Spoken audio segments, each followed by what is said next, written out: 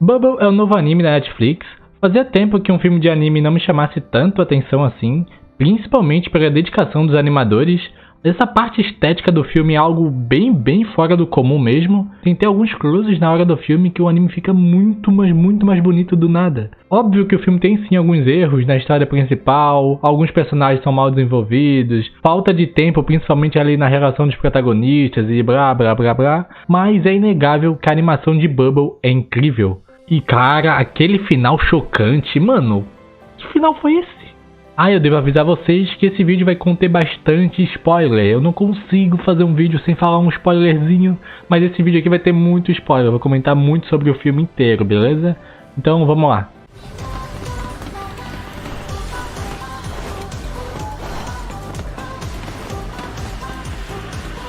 Bubble é uma história que se passa em Tóquio. 5 anos atrás houve uma chuva de bolhas no mundo inteiro e essas bolhas não eram bolhas normais. Tinha algo muito misterioso nelas. Até que um certo dia, elas se juntaram e formaram uma grande explosão totalmente desconhecida, erradicando a cidade de Tóquio e levando muita gente nesse processo, incluindo os pais e familiares de quase todos os personagens que a gente vai ver durante o filme. Tóquio se tornou o ponto zero e foi lacrado em uma bolha gigante. Depois de um tempo, as bolhas pararam de cair no mundo inteiro, mas o fenômeno continua acontecendo ainda no centro de Tóquio. Até que um certo dia, todas as bolhas viraram água. A capital de Tóquio ficou totalmente submersa, fazendo com que a população inteira tivesse que abandonar a cidade. Essa é a premissa da história.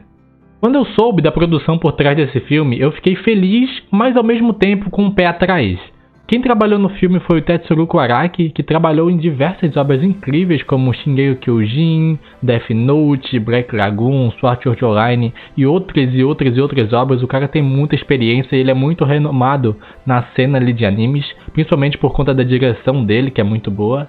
Quem fez o roteiro do filme foi o Ken Urobuchi, que trabalhou em obras como Psycho Pass, Madoka Mágica e entre outras. O design de personagem foi o Takeshi Obata, sim, o mesmo designer de Death Note, Platinum End, o Bakuman. Isso é o que você já nota, bem parecido mesmo alguns designs. A parte musical do filme, as partes trilhas sonoras que são muito importantes, diga-se de passagem, tanto para a história principal quanto para as ceninhas Slice of Life, foi feita pelo Yoruki Suwano e cara, esse cara ele fez praticamente tudo que a gente conhece hoje em dia de shonen, de seinen. Ele fez Anos Assist, Shingeki no Kyojin, as músicas de Kill la Kill, Nanatsu Taizai e 1 bilhão de outros animes. O cara é muito renomado mesmo no cenário de animes. E para finalizar, a animação foi feita pelo Wit Studio. Eu não sei o certo, os rankings certinho dos melhores estúdios de animes e tudo mais, mas na minha opinião o Wit Studio está no top 3 fácil. A grande maioria dos animes do Wit Studio, tipo Shingeki no Kyojin, Vinland Saga, Great Pretender, Osama Ranking, uma das coisas que mais se destaca nesses animes que eu acabei de citar é a animação. O Wit Studio dá um show em animação e Bubble não foi diferente. Mas Matheus, eu não entendi uma coisa. Como assim você ficou com o pé atrás? Olha essa seleção que você acabou de falar. Se você comer, sei lá, um hambúrguer separado, depois um bolo de chocolate, depois um caviarzinho, é uma coisa, beleza? Agora, se você pegar tudo isso, jogar dentro de um liquidificador e tomar, é outra coisa. É muita gente talentosa em um único lugar. Então Bubble poderia ser algo totalmente bem feito ou algo totalmente destrutivo. E cara, Bubble superou minhas expectativas, principalmente pela animação.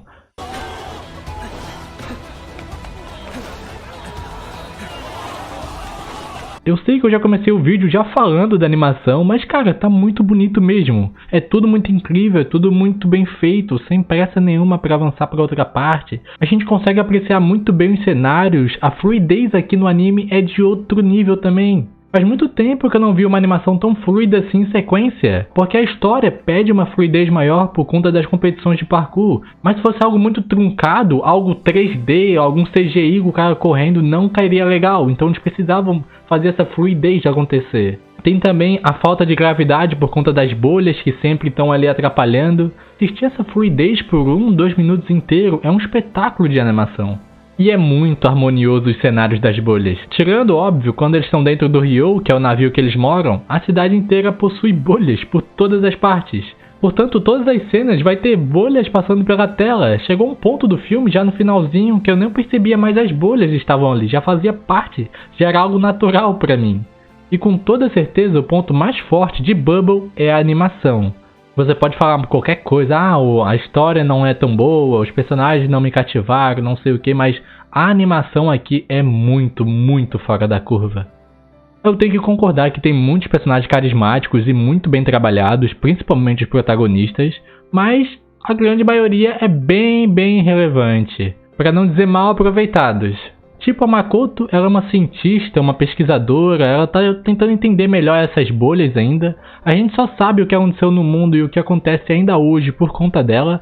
E ela, narrativamente falando, também serve como uma segunda opção amorosa por Hibiki, o protagonista.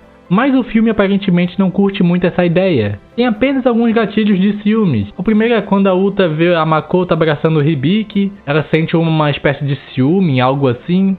Também tem a cena do Kai, o Kai gosta muito da Makoto, então sempre quando ela vê ela conversando com o Hibiki, ele também se sente ciúme. Mas é só isso, sabe? Eu sinto que podiam trabalhar um pouco melhor ela. Cara, tem o Shin é um personagem bem bonzinho, eu gostei bastante dele. Ele é como se fosse o pai de todos ali, e ele precisava ter uma narrativa maior em volta dele, do porquê ele se importar tanto com todos ali, principalmente pelo Hibiki. Eu senti que faltou mais sobre o Shin, sabe? Só mostrou de relance ali que ele perdeu a esposa e a filha, muito provavelmente na explosão das bolhas.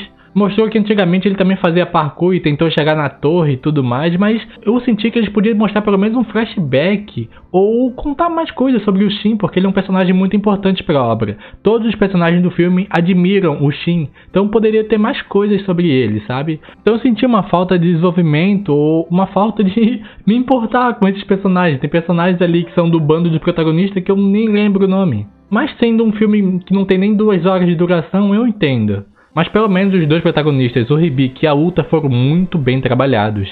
Começando pelo Hibiki, que no começo ele é apresentado como um cara totalmente antissocial e chegando até beirando ser arrogante. E sério, eu senti raiva de tão antissocial que o Hibiki era no começo do filme. Às vezes chegava até não fazer sentido de tão antissocial que ele é. Só que depois a gente vai entendendo do porquê ele ser assim, do porquê ele precisa se isolar, do porquê ele não quer viver uma vida fora da bolha de Tóquio. E principalmente pela condição especial que o Hibiki tem. Como eu mencionei antes, Tóquio virou uma cidade abandonada. Não tem sons de carro, construções, cachorros, trens, absolutamente nada. E o Hibiki, desde criancinha, ele sofre de uns problemas auditivos, mas aqui a gente joga lá pra carga de 100, sabe? Não é um problemas auditivos normais. O Hibiki é muito especial mesmo, ele consegue, parece um super poder, sabe? Ele consegue ouvir muito de longe todas as coisas. E na cidade normal, onde trem, carro, construções, ele ficava louco, então ele precisava se isolar. Então Tóquio atualmente pra ele é o melhor lugar pra ele se viver no mundo inteiro. E cara, outro problema de Bubble, não sei se é um problema em si, mas o que me incomodou bastante é que no começo da história sempre foi apresentado pra gente que apenas jovens revoltados com a vida foram morar em Tóquio, porque é uma cidade abandonada e eles queriam vandalizar e etc. Então eu esperava algo muito mais caótico, porque ali não existe policiamento, não existe governo, não existe militares próximos, é literalmente uma cidade abandonada. E apenas jovens malucos em parkour vivem ali. Então eu esperava gangues, ladrões, gente do mal mesmo, sabe? Algo do tipo. E só tinha gente bonzinha, sabe? Tinha uns caras estranhos, eu confesso, mas era tudo gente do bem. Para não falar que todos ali eram bonzinhos, tem os coveiros. Eles foram os antagonistas do começo do filme, eles gravavam competições e postavam na internet para ganhar dinheiro com elas, para ganhar equipamentos e tudo mais. Eles até chegaram a sequestrar a Makoto para aumentar as visualizações dela como resgate, algo assim. E depois dessa cena não teve mais nada, sabe? Eles perderam ali e acabou. Acabou os coveiros, eles até viraram amigos no final, eles ajudaram o protagonista e tudo mais. Então eu esperava um pouquinho mais caótico essa cidade, sabe? Confesso que eu senti um pouco de falta de antagonismo no filme. E claro, a Uta, a princesa, ela é tipo 99% da trama do filme. A Uta é uma leve referência ao conto da Pequena Sereia, então quando a Uta lê esse livro, lê a história inteira, ela percebe que tem muita semelhança com ela mesma, então ela se vê como a Pequena Sereia e vê o Hibiki como o príncipe. mas eu tenho que concordar que a química dos dois são muito boas. Eu senti uma falta, nossa, como eu senti uma falta de mais interação entre eles. Eu esperava mais tempo de tela dos dois, porque tem muitos mistérios, muitos segredos das bolhas e tudo mais, e a gente só vai sabendo disso por conta da Ulta. Tudo que a gente descobre daqui pra frente é tudo através da Ulta. A gente vai descobrindo que a Ulta não é uma garota humana, ela tem essa forma humana porque quando ela foi salvar o Hibiki de ser afogado, tinha um cartaz de anime que ia ser lançado dia 28 de julho de 2022, chamado Beyond the Border, que pode ter sido uma referência ao anime Kyokai no Kanata. E no cartaz tinha uma garota usando uma roupa de colegial num trem destruído debaixo d'água. Então a Ulta, em forma de bolha, viu esse cartaz e se transformou nessa garota do cartaz. A única coisa que mudou ali foi a cor do cabelo. No cartaz era uma menina de cabelo preto e a Ulta ficou com cabelo azul.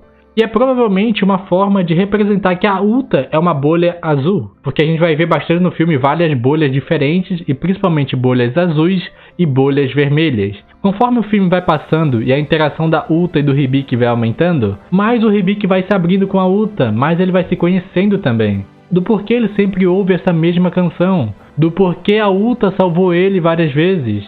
Já a Ulta, ela começa a sentir pela primeira vez como é ter uma vida humana, como é incrível viver com pessoas que você ama. No entanto, a gente vai percebendo, e principalmente a Ulta percebe também, que o Hibiki é especial, tanto que ela não consegue tocar nele de jeito nenhum.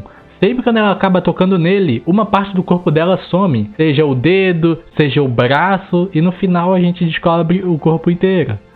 E já falando do final, cara, que finalzinho desgraçado, né, velho? Mano, o que custa ela ficar viva no final e pros dois ficar juntos, mano? Não precisava, sabe? Óbvio que eu entendo, é mais impactante, é mais forte, assim, um final que ela morre. Mas não precisava, né? Vai tomar no cu. O final deixa muitas dúvidas abertas, muitas mesmo. Primeiro, que diabos é a Ulta e principalmente aquela irmã maluca dela?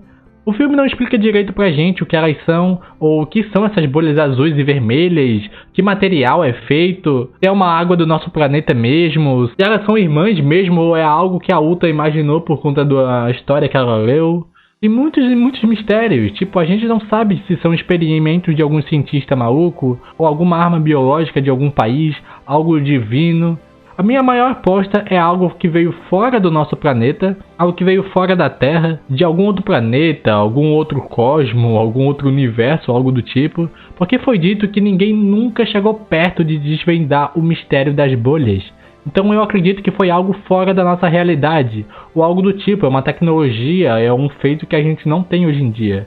Porque, querendo ou não, essas bolhas possuem consciência e principalmente vontade própria. A Ulta tinha vontade de proteger o Hibiki naquela explosão e ela protegeu. A Ulta tinha vontade de salvar o Hibiki quando ele foi afogado e salvou ele. Então, na minha opinião, elas são formas de vidas diferentes que vieram fora da Terra.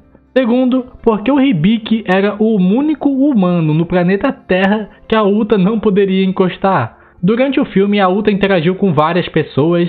Ela chegou a tocar no Kai e nada aconteceu. Ela chegou a deitar junto com a Makoto para ler o livro ali e também nada aconteceu.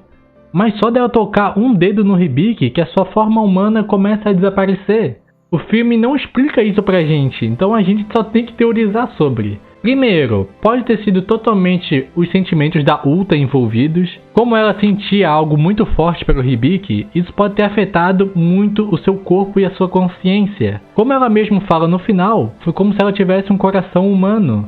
Então, como ela não estava acostumada com isso, esse sentimento que ela sentia, o corpo dela original foi ganhando cada vez mais força. Segundo, seria o próprio Hibiki alguém especial. O fato de desde criancinha o Hibiki despertar esse dom de ouvir todas as coisas em volta dele, essa super audição que faz ele interagir com a Ulta desde criança, ele conseguiu ouvir a voz da Ulta mesmo ela em forma de bolha, talvez o Hibiki de alguma forma maluca tenha despertado algo que enfraqueça as bolhas. E tem vários e vários outros mistérios que ficaram totalmente em abertos, provavelmente vão ficar para sempre. É uma forma do autor dizer para os fãs ficarem teorizando eternamente. E é bastante coerente também, porque se o filme for muito bem e a Netflix pedir uma sequência, eles podem usar essas pontas soltas para fazer um segundo filme. Eu não acho que precise de um segundo filme, a história toda já foi muito bem contada e muito bem fechada, mas tem bastante pontas soltas para eles usarem. E é isso, pessoal, Bubble é um filme lindo visualmente, divertido e vale a pena se você está procurando aquele filme de ficção científica com uma pitada de romance. Deixa o like se você gostou desse vídeo, se inscreva no canal para não perder mais nenhum e vamos nos encontrar novamente. いつかまた会おう。